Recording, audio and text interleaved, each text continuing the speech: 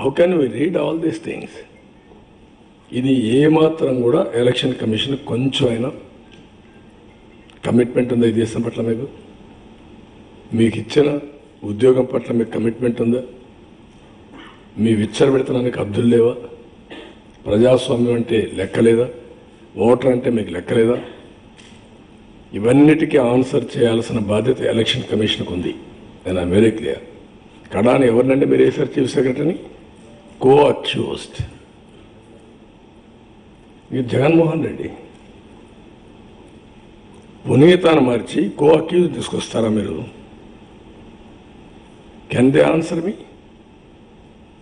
నీకు అధికారం ఉందని ఇష్ట ప్రకారం చేస్తారా మీరు? ఈసీ తీరుపై తీవ్ర ఆగ్రహం వ్యక్తం చేశారు చంద్రబాబు. బాధితాయుతమైన అధికారులు ఇలా వ్యవహరించడం సరికాదన్నారు. A2 కంప్లైంట్ ఇవ్వడం, ఎలక్షన్ కమిషన్ ఇమీడియట్గా ఇంప్లిమెంట్ చేయడం, నేరస్తులు చెప్పడం, ఎలక్షన్ కమిషన్ యాక్ట్ చేయడం. నేరస్తులు చెప్పితే ఆ నేరస్తులు చెప్పిన ఇమ్మీడియట్గా ఎస్పీని మారుస్తారా మీరు? లా అండ్ ఆర్డర్ ఎక్కడ ఉంటుందండి? ఇలాంటి దుర్మార్గమైన కార్యక్రమాలు ఎన్ని చేయాలో అన్నీ చేశారు.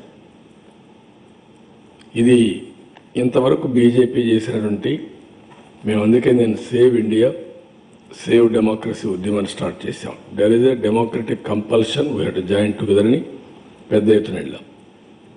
ఇంతవరకు వాళ్ళు చేసిన చూసి సిబిఐ కంపోజ్ చేశారు.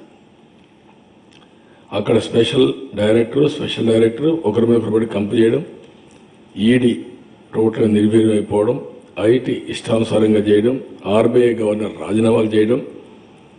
కడాన మీరు చూస్తే ఇవన్నీ పోయి ఈరోజు ఎలక్షన్ కమిషన్ ఇది బీజేపీ ఆఫీస్ మాదిరి తయారైపోయింది.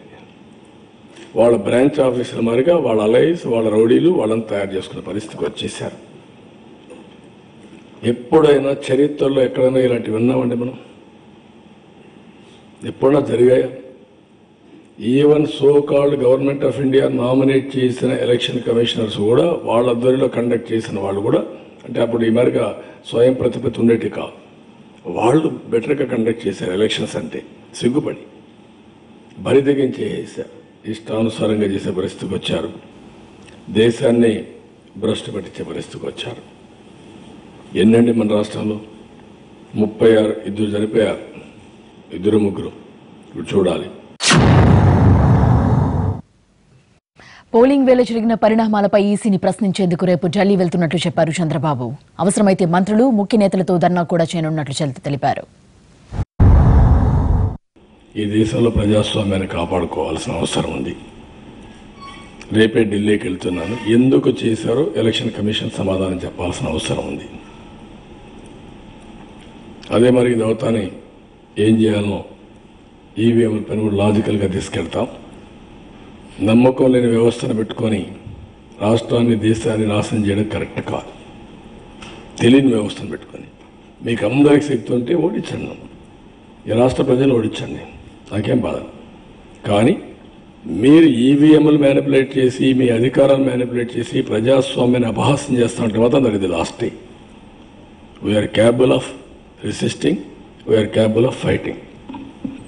ప్రజాస్వామ్యాన్ని కాపాడుకోవడానికి ఏ స్థాయికైనా వెళ్తాం. Will restore democratic spirit, democracy.